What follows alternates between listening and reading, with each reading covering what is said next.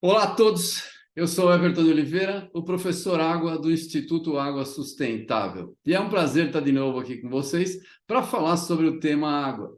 Nós sempre trazemos nesse nosso programa Porque o Mundo Precisa de Água, POMPA, P-O-M-P-A, Porque o Mundo Precisa de Água.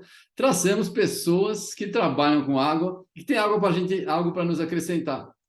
Água é um tema tão vasto, a gente não cansa de aprender. E é importante ouvir pessoas que trabalham com isso para trazer informação que faça a nossa cabeça pensar e tornar o mundo sempre melhor. Tá bom? Então pensem em água e aprendam com os nossos colegas aqui. E hoje eu trago uma pessoa que tem uma vasta experiência, ele chama Frederico Fábio Mauad.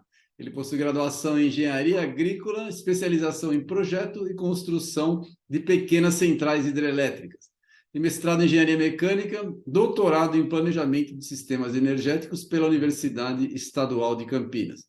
Ele é livre docente pela USP na área de Conhecimento de Planejamento de Sistemas Hidroenergéticos, coordenador de projetos de pesquisa e desenvolvimento com o setor elétrico, ANEEL, CNPq, FAPESP, FINEP, FEHIDRO, CAPES. Ele é chefe do Núcleo de Hidrometria do Centro de Recursos Hídricos e Ecologia Aplicada a partir de 2001. Já faz tempo, hein? Ele foi eleito diretor-presidente da FIPAI, Fundação de Apoio à Pesquisa da Escola de Engenharia de São Carlos, da Universidade de São Paulo, de 2022 a 2026. Muito bem-vindo, Frederico. É um prazer ter você aqui com a gente. Vou te chamar de Fred, se você me permite, claro. E conta um pouquinho sobre a sua trajetória, como é que você chegou nas águas na área de energia e como é que foi a transição, né? Você passou de engenharia agrícola para hidrelétrica. Conta para a gente aí, por favor, bem-vindo.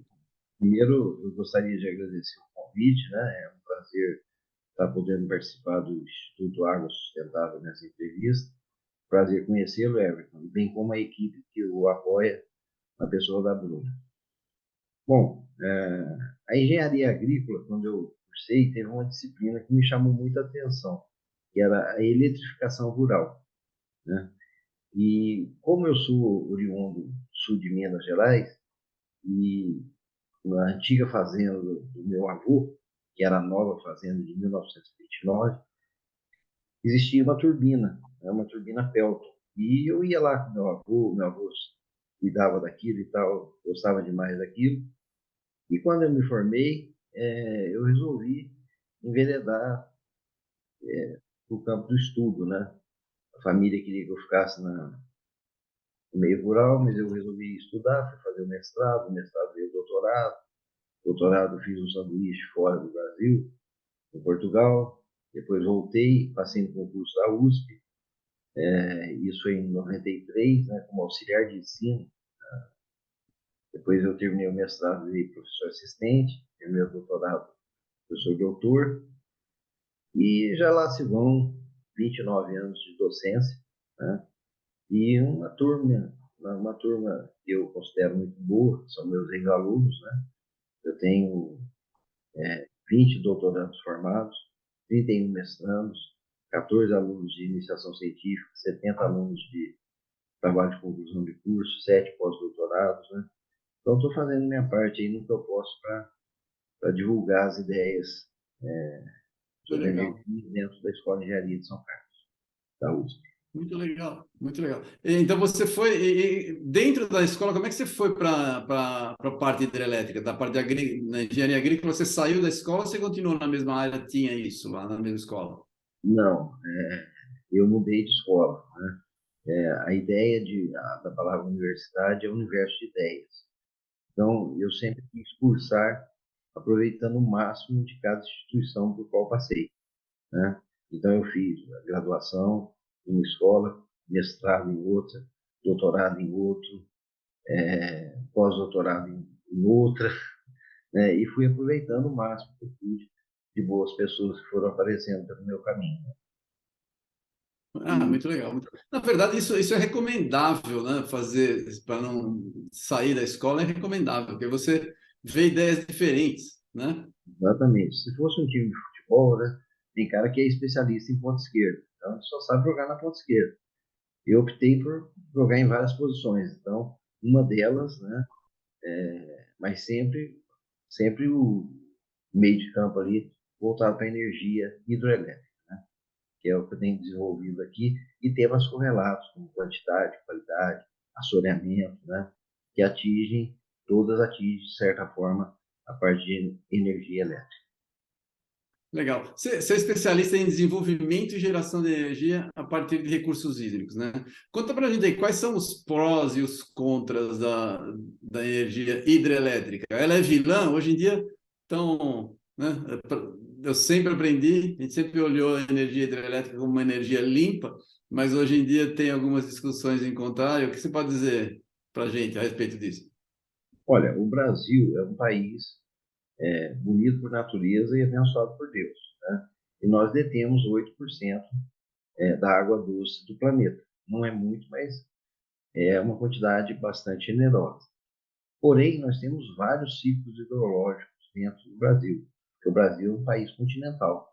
Ele tem 8,5 milhões de quilômetros quadrados, né? Então, o que que acontece? Você tem um ciclo hidrológico do sul completamente diferente do norte, do Nordeste completamente diferente do Sudeste, né? Então, e aí o que que acontece? Todos os rios, quando nascem, vão para onde? Vão para o mar, né? Então, você pega o Tietê, por exemplo. O Tietê, se ele fosse um carro e não um rio, ele daria seta ali, pegaria o Rodoanel, iria Mogi Bertioga e já estaria no mar, né? E do mar, quando ele se aproximasse do azul mais escuro, ele estaria no oceano.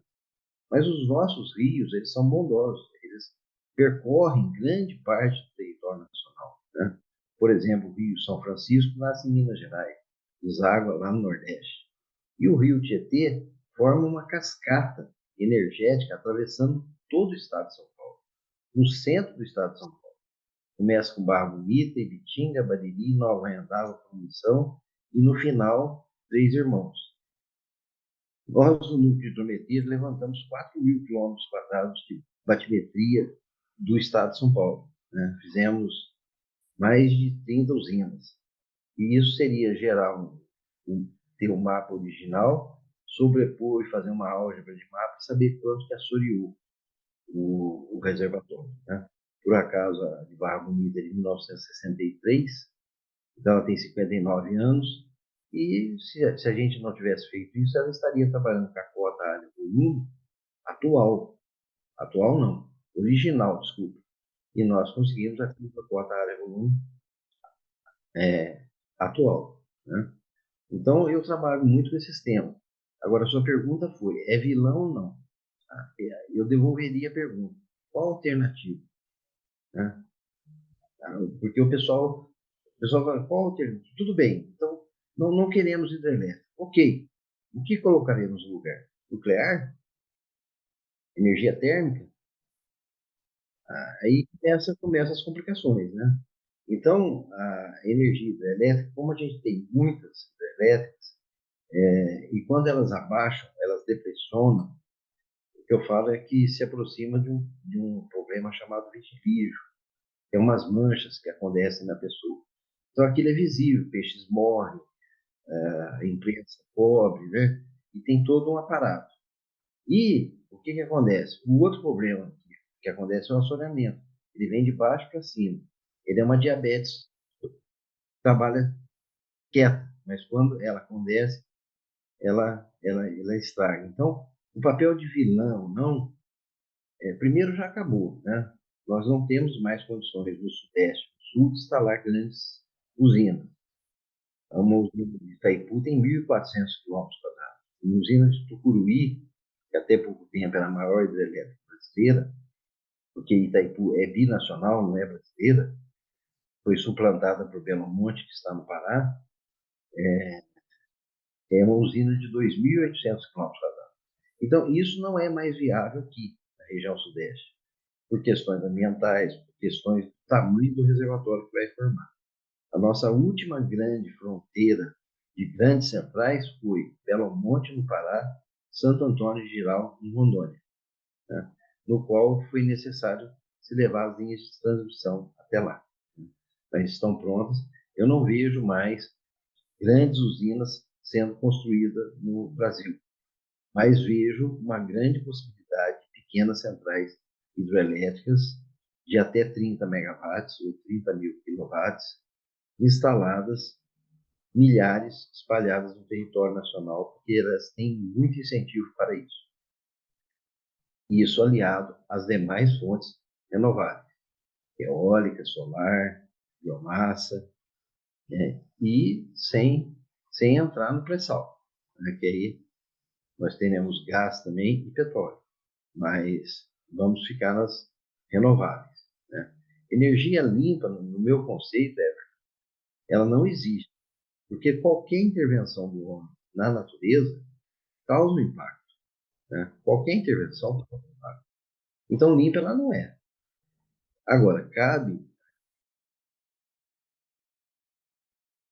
também, porque o que, que acontece? Você tem a solar, você vai ter a produção da placa fotovoltaica e você vai ter o descarte da placa fotovoltaica e o descarte da bateria.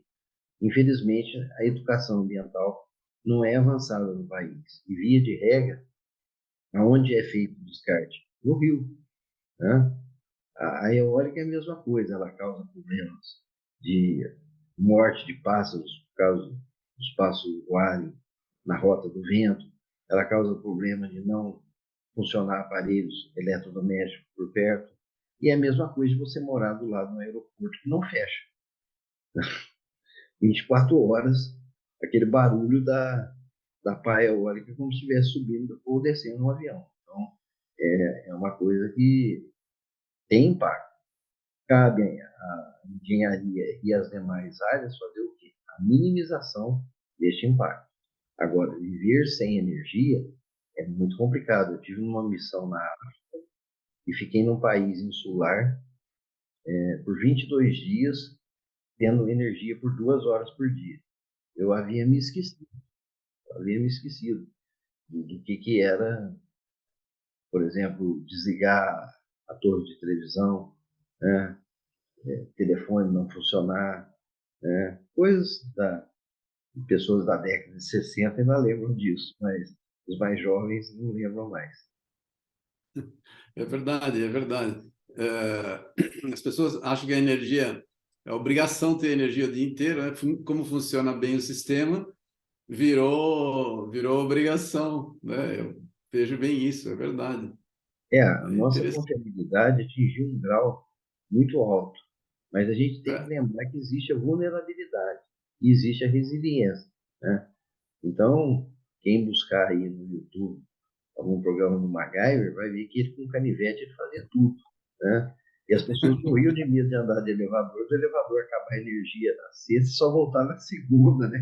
O resultado não acontece mais isso, mas no passado existiam alguns, algumas histórias Sim, é bem. fantasmagóricas a respeito disso.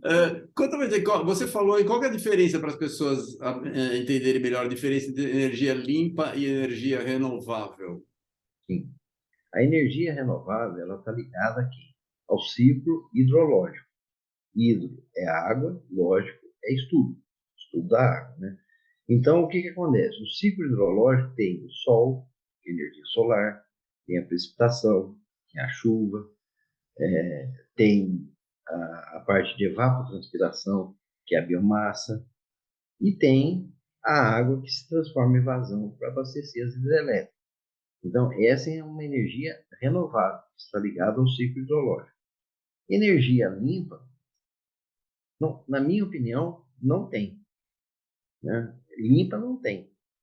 Porque limpa seria o seguinte: impacto zero. Né? O impacto, você pode minimizar o impacto. Existem formas de você compensar o impacto.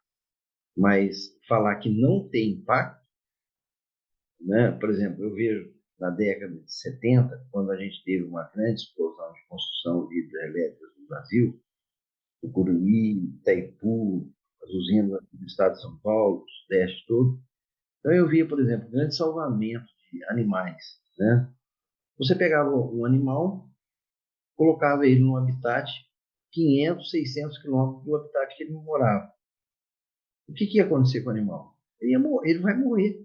Ele não conhece, né?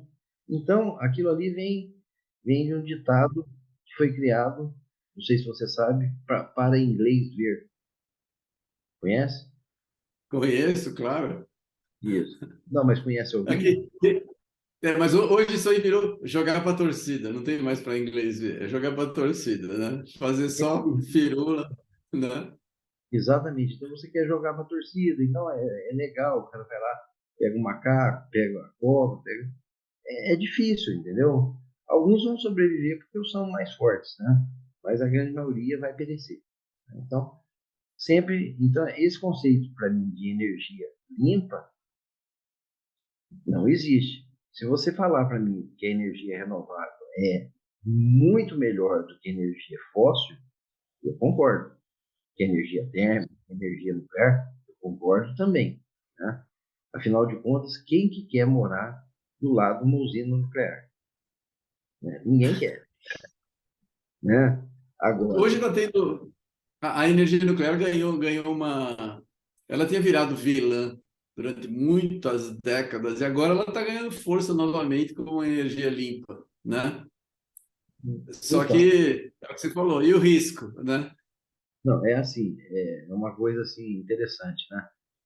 Nós tivemos três grandes acidentes nucleares durante a história da energia nuclear. O primeiro foi nos Estados Unidos, não foi tão grande, foi O o vazamento Three da Mile pasta, Island. né? O vazamento da pasta amarela. Mas não foi tão grande. Isso. O maior deles foi Chernobyl, né? Operado na Ucrânia pela antiga União Soviética.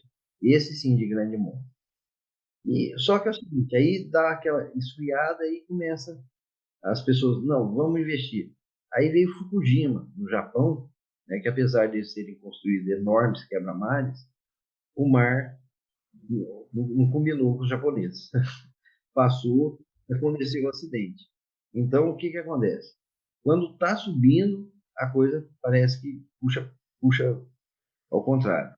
No Brasil, por exemplo, a gente teve um grande incentivo à energia solar, né, fotovoltaica. Então, estava tudo assim, subindo muito favoravelmente, até que começam rumores que vão cobrar ICMS, Imposto de Circulação de Mercadoria e Serviços, em cima da energia solar. A curva que estava crescendo exponencial passou a virar uma curva de cavitação para uma descendente, né? Então, é tudo meio complicado por causa dos nossos marcos regulatórios que ainda não estão muito Que não estão bem definidos. consolidados, né? É verdade, é verdade. Fala para a gente então um pouquinho que é uma área que você domina, né? Fala um pouquinho de energias renováveis no Brasil e como é que elas são aplicadas. É só energia hidrelétrica? Não, não, né? Olha, no Brasil, a gente tem todas as formas de energia, à exceção da energia geotérmica, né? As demais fontes a gente tem em todo o território nacional. Bom, a gente tem hidrelétricas, mais pequenas centrais hidrelétricas espalhadas ao longo do Brasil todo. Eu moro numa cidade chamada São Carlos, aqui no interior de São Paulo. Ela foi a primeira cidade a ter iluminação hidrelétrica de origem hidráulica, de uma PCH de 500 kW, que substituiu a energia pública que era feita com óleo de baleia, né, com banha de baleia. Eu não ouvi, mas os relatos que eu leio, que o odor era muito ruim, né? Então, hidrelétrica nós temos o Brasil afora, e alguém conhece ou já passou por isso. Mas nós temos um grande parque solar no Nordeste, que tem intensidade e durabilidade. No Sul, nos Pampas Gaúchos, em Roraima, né, nós temos bastante energia solar.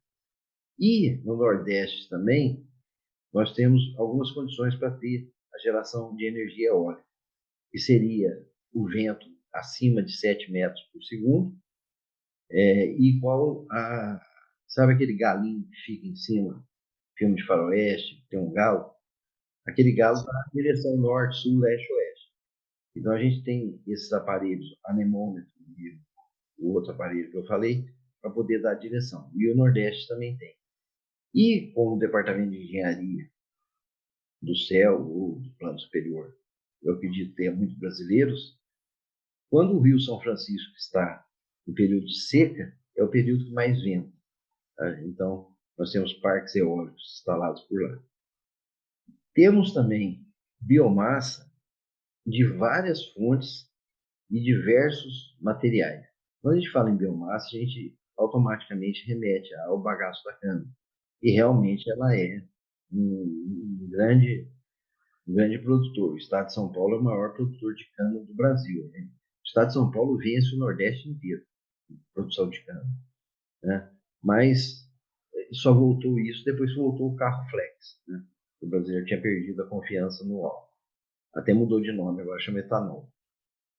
Então, tem a cana, o bagaço da cana, e também tem a figura do produtor independente, que são pessoas que constroem para vender energia. Né? Mas nós temos, por exemplo, na Bahia, biomassa de bagaço do coco. Né? No sul, nós temos biomassa de palha de arroz, que forma um briquete para queimar. Você tem também resíduo de madeira de serrarias no norte. Você tem restos de açaí no Pará. Então, você tem uma enormidade. Restos de frigorífico também pode ser transformado em energia também, através de biodigestor. Aquela região do oeste de Santa Catarina, que é a maior produtora de suinocultura do Brasil, tem um residual, resíduos dos suínos, que pode ser transformado em energia também. Né? Temos maré motriz, alguns estudos experimentais na região nordeste do Brasil. Né? Então, como você vê, falta de energia ou falta de fonte de energia, nós não temos. Né? Agora, você falou no começo do programa, precisamos ter planejamento. Né? A nossa disponibilidade tem que estar à frente da nossa demanda. Então, você tem disponibilidade 10, demanda 5. Disponibilidade 20, demanda 10. Você não pode ter demanda 10, disponibilidade 10, ou o que é pior, demanda 15 e disponibilidade 10. Né? Isso foi o que ocorreu em 2001, durante o afamado apagão, né? No qual o reservatório foi depressionando, chegando perto da tomada d'água. Né? Aí foi a Câmara da Crise, você lembra, Pedro Parente, né? As pessoas vinham me perguntar se colocasse garrafa de água em cima do relógio, economizava energia. Eu falava para colocar água Pellegrino, que é italiana, ou Perrier, que é francesa, porque aí não ia economizar em euro, né? Mas nada disso, não, era o psicológico que funcionava. Mas, infelizmente, a crise passa e as pessoas continuam gastando. Hoje, por exemplo, se a gente tivesse uma retomada de economia, com qualquer governo que seja, nós não teríamos energia para tocar, né? Porque quando acontecem essas crises, a empresa que trabalha com 4 turnos passa a trabalhar em 3, a 3, 2, a 2, 1 e a 1 fecha. E o efeito contrário acontece quando a economia aquece. A que fechou abre, a que trabalha em 1, 2, a 2 em 3 e a 3 em 4. Né? E as obras que mais têm impacto são, por exemplo, a indústria branca, né? Geladeira, máquinas de lavar roupa, utensílios eletrodomésticos, que gastam energia para serem produzidos e gastam energia na casa do consumidor. Se não tiver um planejamento, eu não tenho que mudar na fórmula da potência. A única coisa que eu tenho para mudar na fórmula da potência é a vazão. O resto não tem como. Né? Gama é uma propriedade da física, o rendimento da turbina do gerador já está definido, a altura da barragem já é definida, só sobrou a vazão. Né? Então, o que eu posso mexer? Eu faço um trocadilho. O que eu posso mexer? No que? No que de vazão. Metro cúbico por segundo. Só que a partir do momento que eu turbino mais do que eu tenho, o reservatório baixa. Temperatura baixa.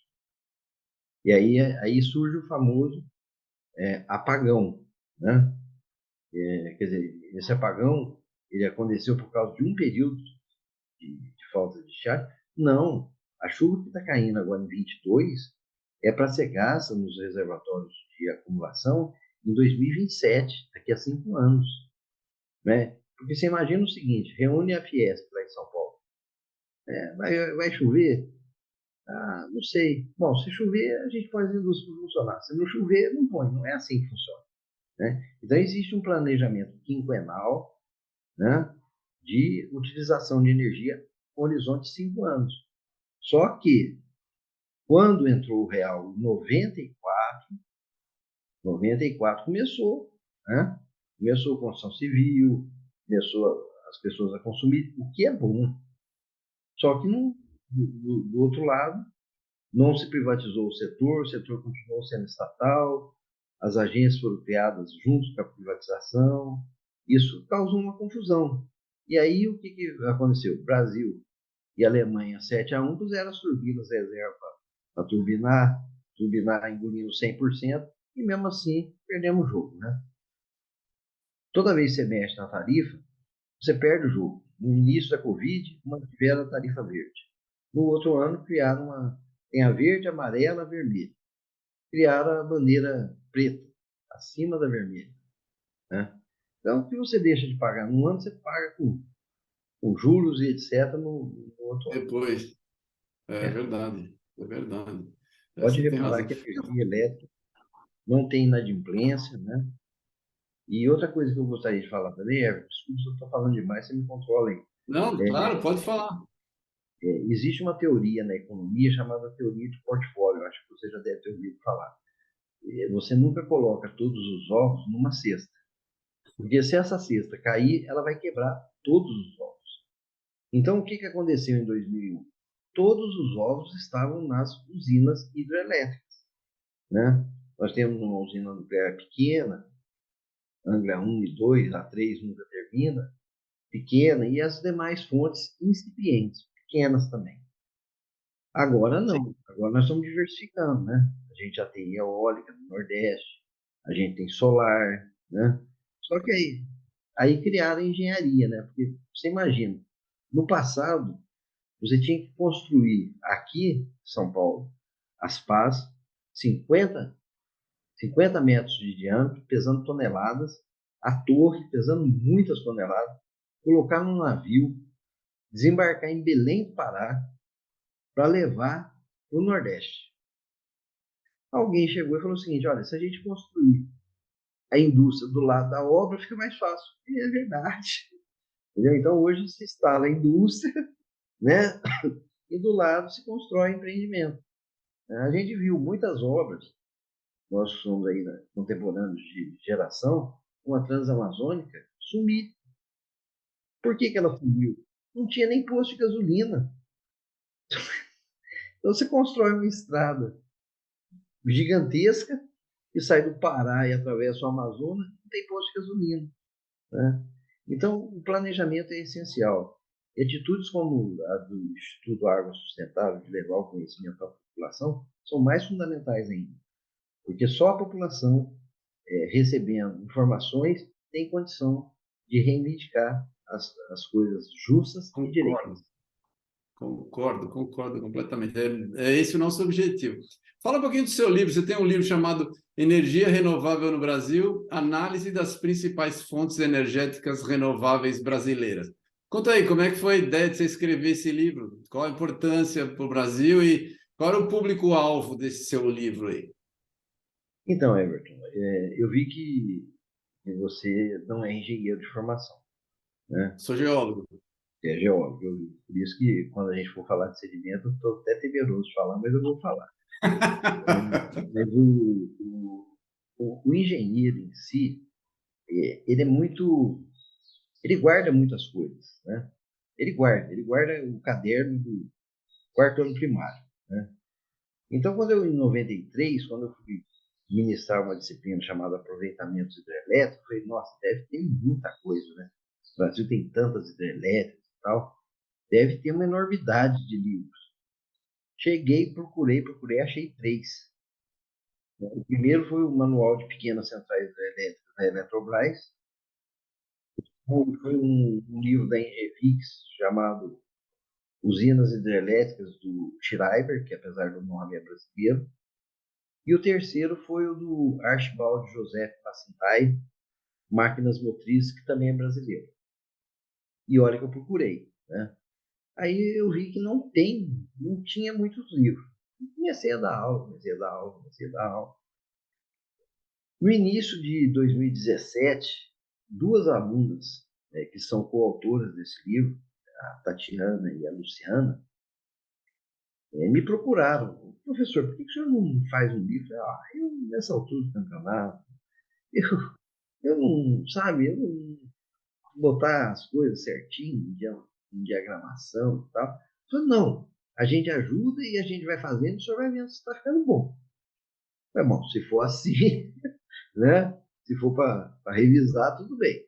Aí abri o meu vasto arquivo morto, que está mais morto do que vivo, e elas mergulharam lá e colocaram isso em formato muito bem,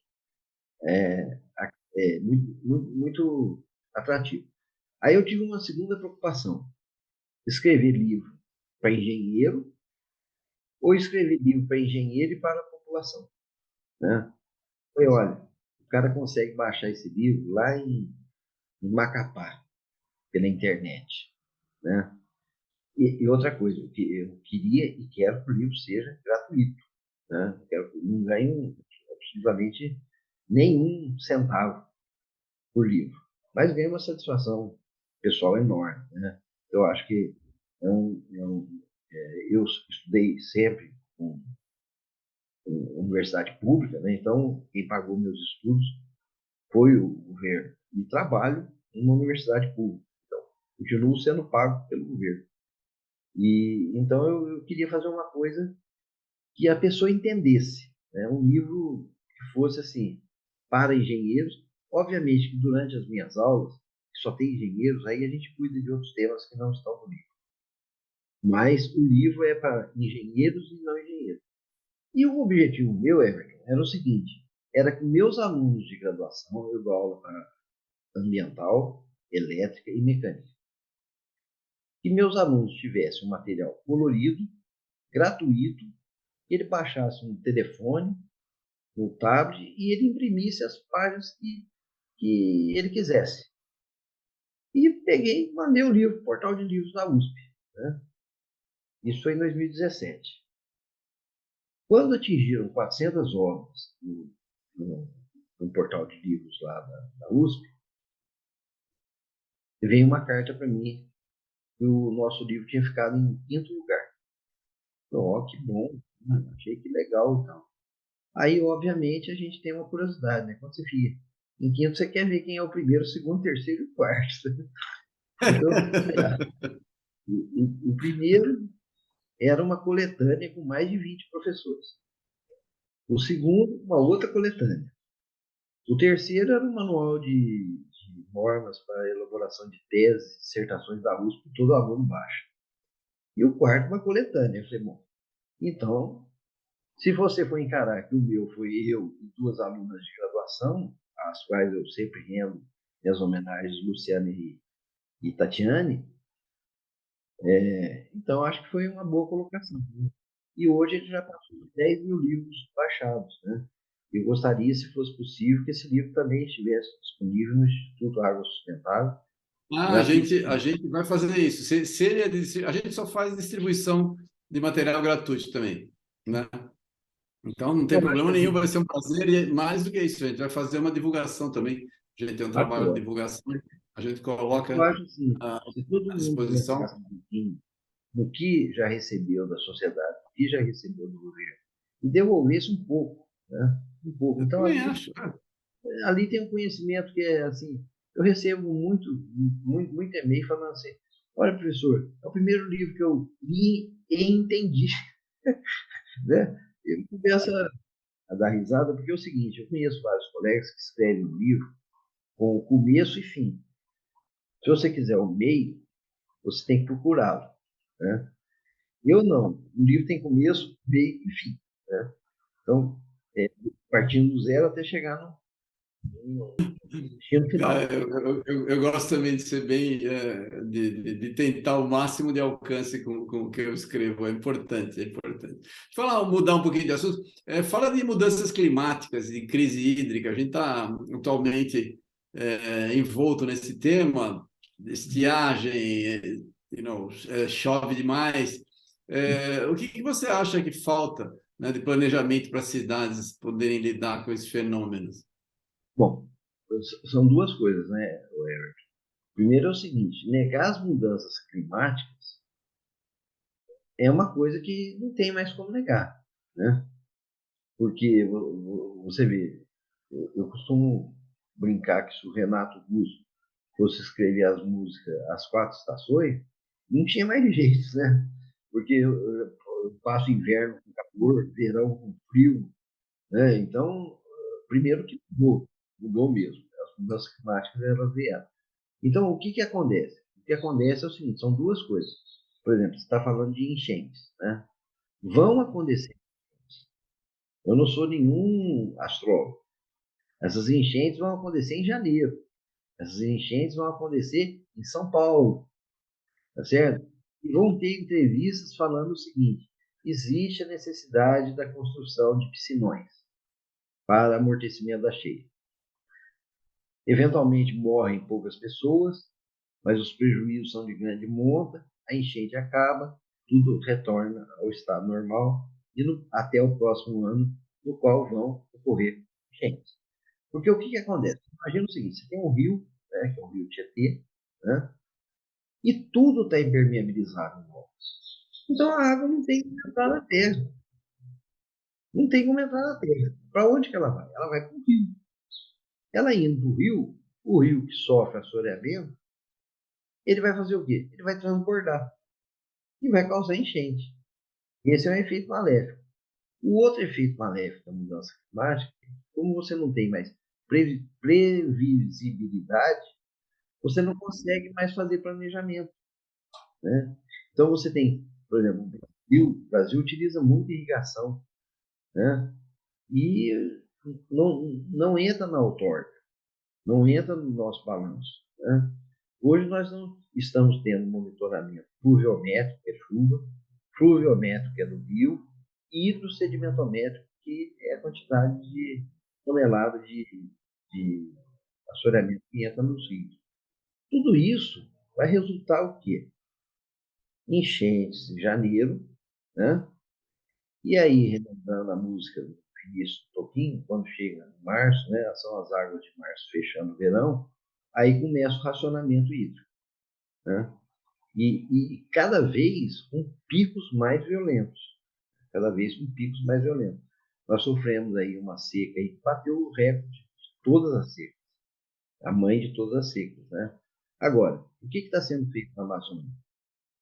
Né? Como é que está a nossa floresta? Como é que estão os rios voadores que vêm da Amazônia? Está sendo preservada? O IBAMA está sendo prestigiado, está sendo, o corte de madeira está controlado, o desenvolvimento sustentável está sendo aplicado. São perguntas que têm que ser feitas para somar na Para resposta. poder.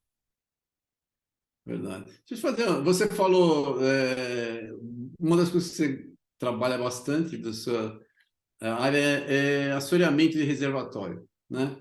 Como é que essas chuvas intensas que a gente tá vendo, como é que elas contribuem para o assoreamento, trazendo mais sedimento e como é que a gente pode trabalhar para minimizar, eliminar esse problema? Não vai acontecer, não tem como, porque naturalmente sempre vai ter uma ação geológica, né, de erosão. Mas como é que a gente pode fazer para tentar minimizar esse problema? Então, como bom engenheiro que sou, meu pensamento é linear, né? O que não é correto, né? Não é correto, é linear. Nem sempre, pode ser exponencial também. Engenheiro também Também, faz isso. também. Mas, por exemplo, quando nós fizemos Barra Bonita, Ibitinga, Badiri, Nova Renal, Produção, e depois Três Irmãos, o que que eu pensei? Eu pensei no assoreamento fluvial, assoreamento que vem dentro do rio, né? O assoreamento é uma. É uma partícula que a gente pode falar que é argila, silt e areia. Isso é o assoreamento que vem dentro do rio. Então eu falei assim, olha, vai parar um tanto de Barra Bonita, vai parando, vai parando. A mais assoreada vai ser Barra Bonita, a menos assoreada vai ser Três Irmãos, que é a sexta da cascata. Esse foi o meu pensamento linear. Fizemos os estudos. E é claro, levando-se em conta a idade delas. Né? A mais velha estaria com mais assoreamento e a mais nova estaria com menos assoreamento. Outro pensamento linear. Terminamos o estudo, qual que ficou em primeiro lugar? Três Irmãos. Onde que ela estava? Ela era a sexta. Em idade, qual que ela era? A mais nova.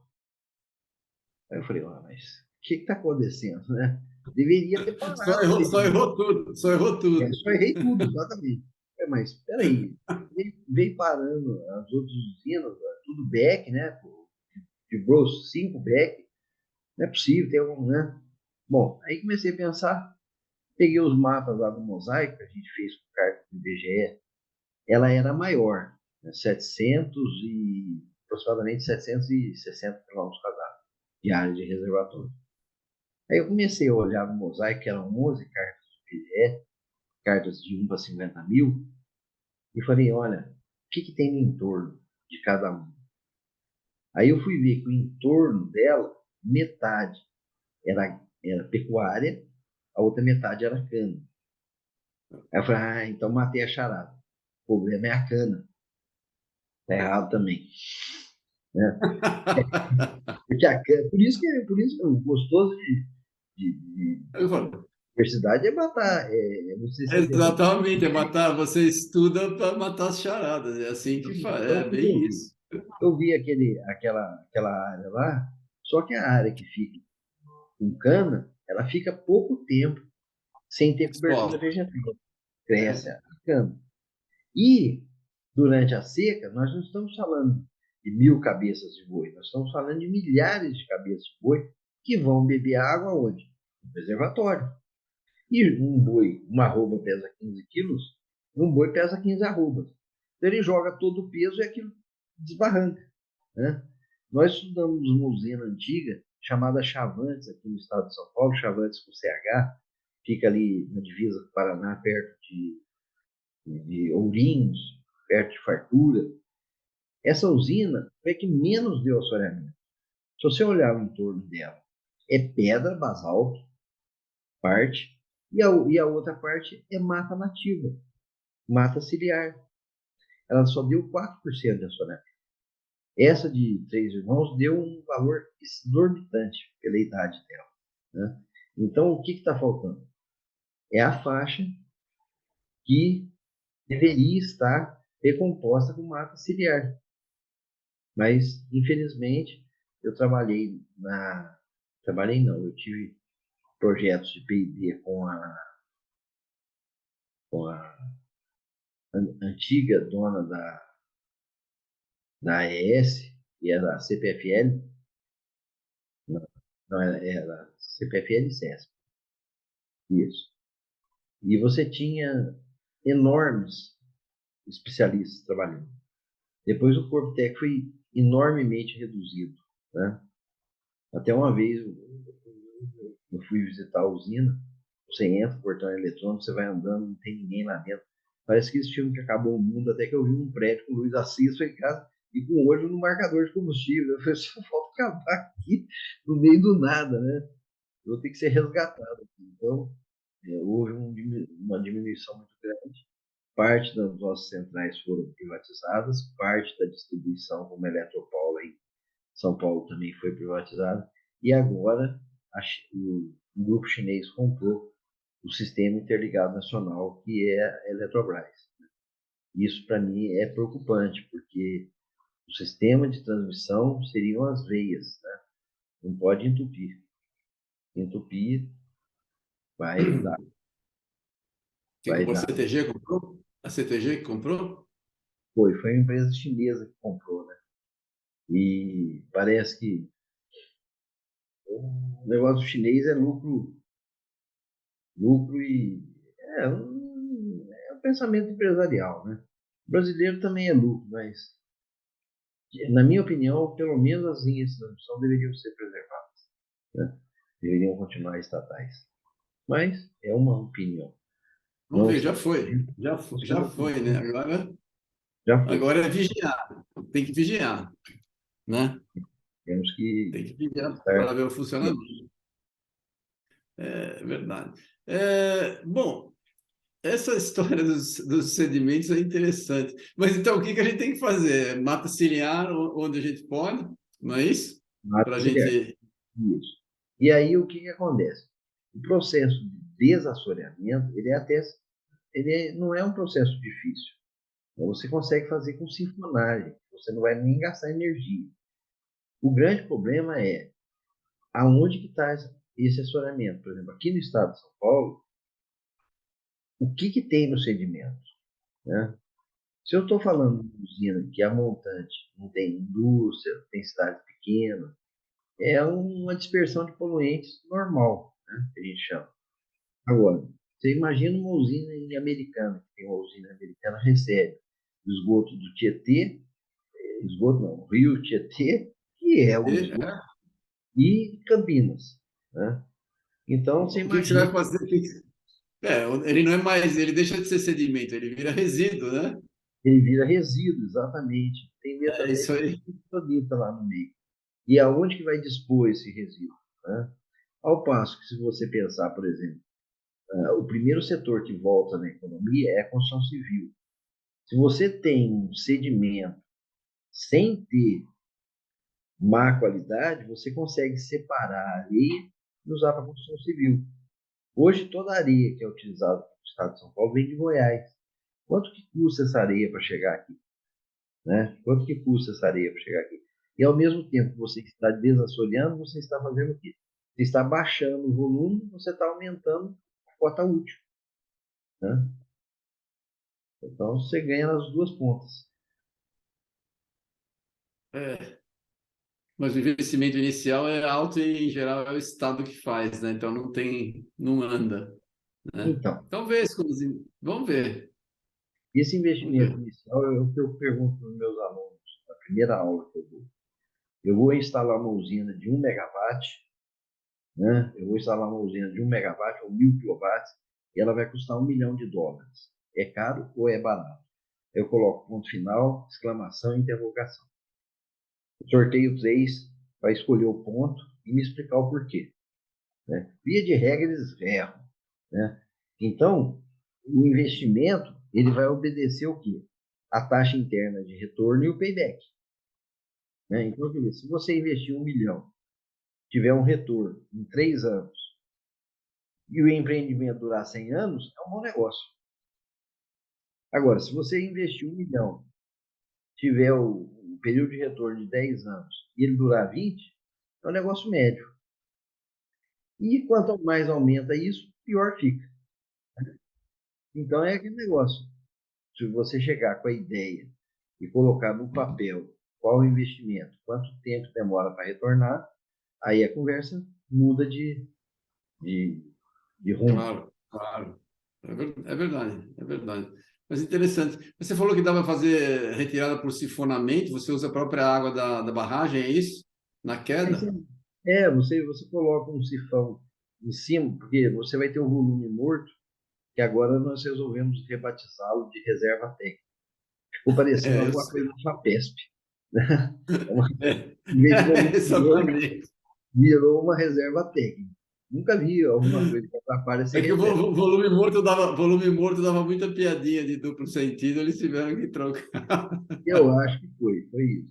Mas, assim, se você for imaginar, você coloca o sifão são vasos comunicantes, e ele consegue fazer a sinfonagem.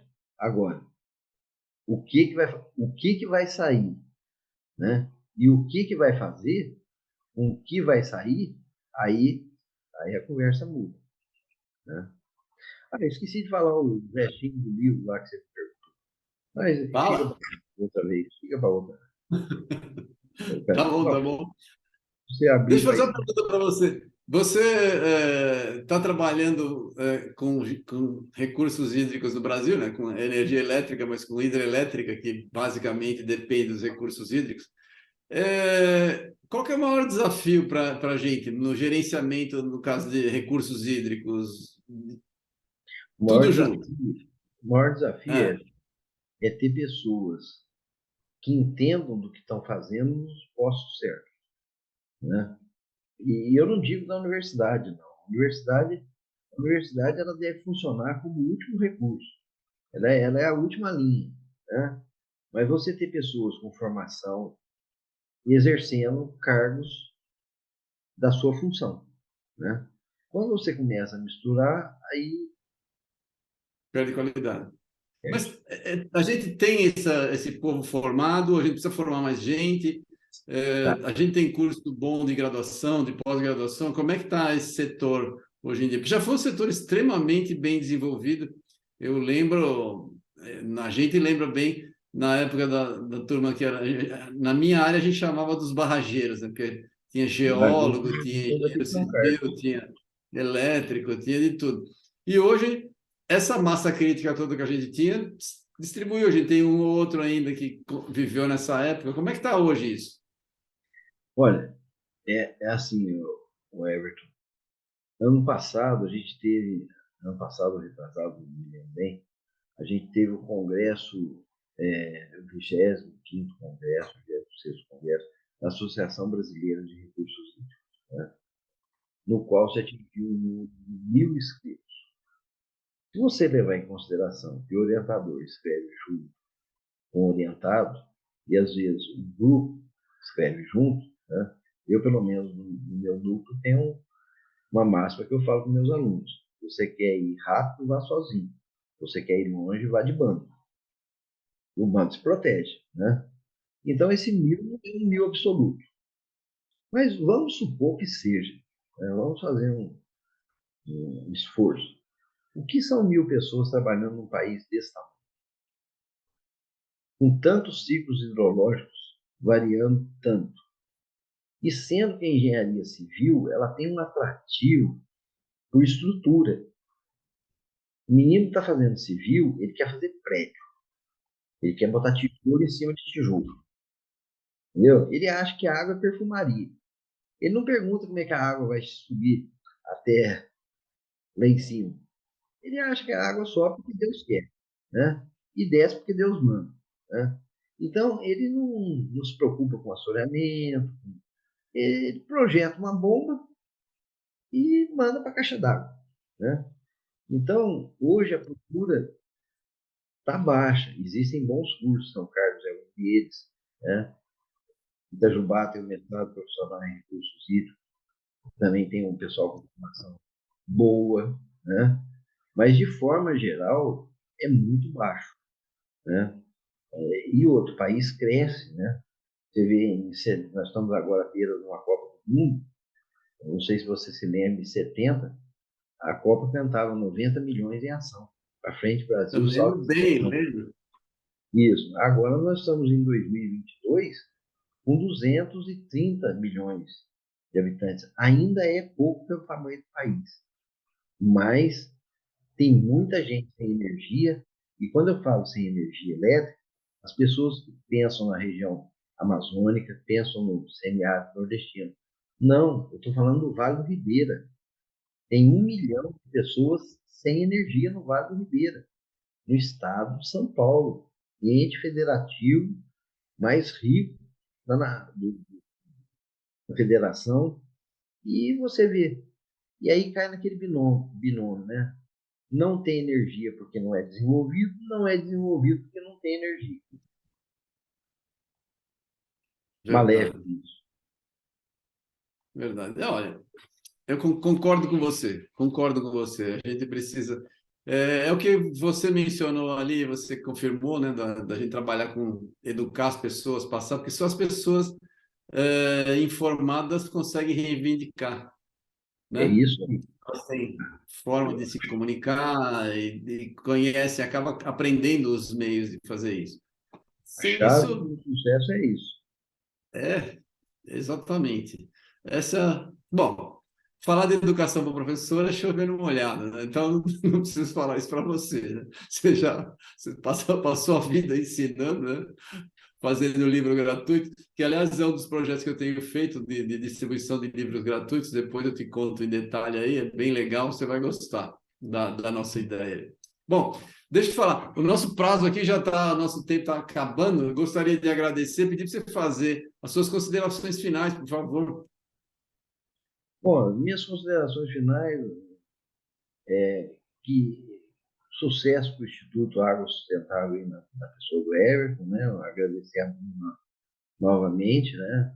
É um programa muito gostoso, é uma entrevista que parece que eu estou batendo papo com um amigo de muitos anos, né? E procurar aí manter os ideais, né? Manter os ideais. Eu esqueci de contar o restante do livro, porque eu sou de uma família a maioria é médico, né? E eu só tinha um tio que era engenheiro, e já não está mais entre nós. E ele ficou numa tristeza quando eu comecei a dar aula na USP, ele ficou numa tristeza. Eu falava, tio, a USP é uma boa universidade, né? Fundou em 34, ela compete com universidades da Europa, dos Estados Unidos. Eu sei, você acha que sou ignorante? Eu sei. Eu falei, então por que o senhor está triste desse jeito? Ele falou assim, não, porque agora você virou professor. Eu falei, mas qual que é o problema de virar professor? Ele falou, não, porque quem sabe faz e quem não sabe ensina. Aí eu falei, então tá bom, então eu vou fazer umas consultorias aí. Resolvi fazer várias consultorias no Brasil e fora do Brasil, e no final a escrever esse livro, e da onde ele está bastante feliz. Ah, muito legal. Gostei demais que você tivesse guardado essa mensagem para o final. Foi bem oportuna. Muito É legal. verdade. Muito O legal. pessoal fala Bom, que a gente não faz nada, não. A universidade produz bastante, sim. É só procurar, né? não, eu sei disso. Eu dei aula há 21 anos. Eu sei bem como é que é. Eu Ah, trabalhei, adoro. É, e a gente produz. É que é difícil mensurar, mas a gente produz as pessoas que produzem a riqueza do país. É isso. A gente está exatamente. aí para isso. Tem, tem Não tem professor, não tem jeito. sem professor não tem futuro. Não tem futuro. Mas ele ficou satisfeito que eu fiz Obrigado. a consultoria. Depois que eu fiz, ele ficou satisfeito também. Tá bom? Não, ele deve estar satisfeito com você como professor também, eu tenho certeza. Se ele está olhando lá do céu, ele está te vendo e está feliz. Pode ficar tranquilo. Deixa eu Com certeza. agradecer. Frederico, muito prazer falar com você, foi muito legal, muito educativo. Eu sou geólogo, entendo bastante a parte de água, já trabalhei com barragem, eu trabalho com a parte do resíduo contaminado que você mencionou, né? Então, eu entendo dessa parte aí bastante. De fato, é muito interessante a gente ver, saber que tem muita coisa no Brasil para ser feita ainda. As pessoas acham que, como não vai se construir barragens grandes, não tem interesse de estudar, e não é verdade, tem muita coisa para fazer. E, de fato, é um uso nobre de água. Então, precisa se cuidar. E a sua fala mostrou que chegar água limpa no rio é importante para a manutenção da nossa fonte de energia. Ou seja, está tudo interligado. É para isso que a gente está montando esse programa, para que as pessoas consigam enxergar essa visão mais macro, que é sempre difícil. Obrigado, Frederico. Parabéns pelo seu Bom, trabalho, muito legal. E nós vamos distribuir o seu livro, pode ficar tranquilo, tá bom? Muito obrigado. eu que agradeço. E sempre que precisar, pode contar comigo. Vou abusar. Obrigado. E não é abuso, isso para mim, ganhei a tarde. Tá ótimo. A mesma coisa aqui comigo. Um abraço. Tchau. Tchau, tchau.